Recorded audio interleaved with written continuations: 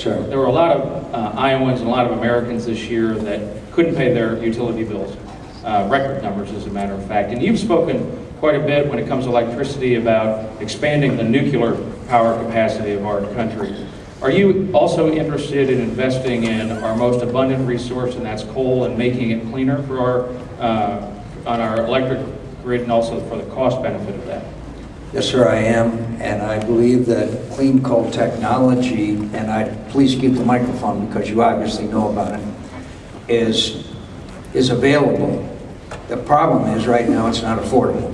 As you know, the cost of gasification of coal or clean coal technology increases the cost 40 to 50%. I'm confident with technology and with widespread use and the innovation of America, we can have clean coal technology. We're sitting on the world's largest supply of energy in our coal reserves.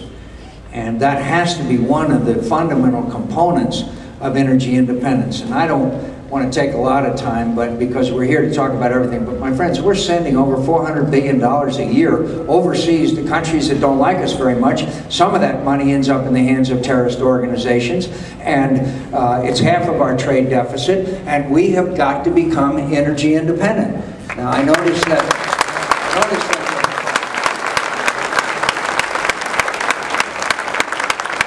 again from reading and hearing about events here in Iowa that a wind farm or wind technology is something that's being pursued strongly here in this state. I agree with that.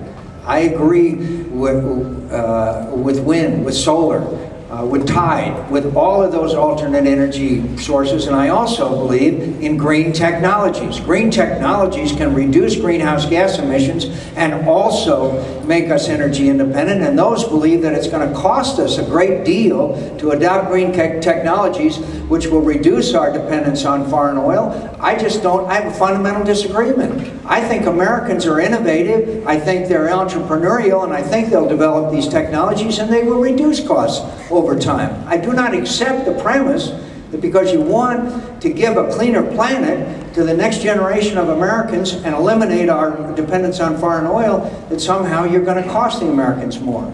I guess my question to you is, do you believe that we will, over time, make clean coal technology so that it's affordable and available? It sounds to me, I read about a plant in Illinois that's a test plant, to sequester the carbon that comes from those plants. And like you say, it's expensive now, but I tend to agree that if we experiment with this technology, it'll become cheaper over time. And it makes sense that we have so much coal that we should invest in that while we look at every other technology. So I think you're on the right track. I just don't want to overlook something like coal because we overreact to a green incentive. Maybe we can have it both ways. Maybe we can make it cleaner and also drive down the price. Thank you. Yes, sir. Yes, ma'am.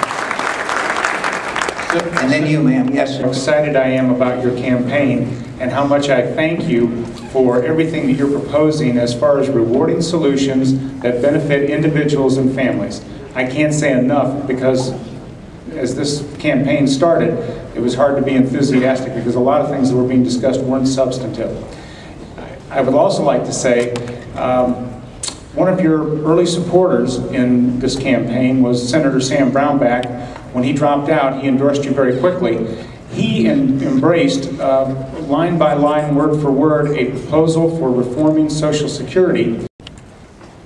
Senator McCain, as a recently retired two-time infantry combat veteran who was in Solder City in '06, my question is in regards to our military was utilizing tools necessary. You've had such a time of difficult questions. All I wanted to say was that may God